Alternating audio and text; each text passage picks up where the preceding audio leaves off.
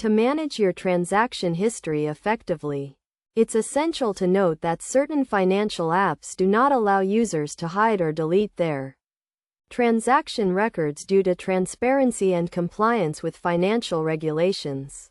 All transactions, including deposits, withdrawals, and purchases, are permanently recorded. However, there are several options available to help you maintain your privacy.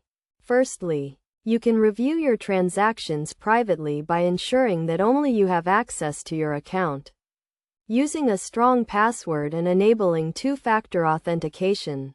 Secondly, you can use a different payment method, such as cash, for purchases you wish to keep separate or private. If you have concerns about a specific transaction, you can contact the app's support team to inquire about potential solutions. Although they may not be able to delete the transaction, they can assist with disputes and clarifications.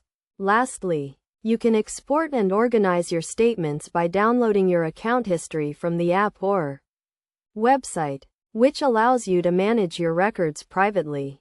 By taking these steps, you can effectively manage your transaction history and maintain your privacy.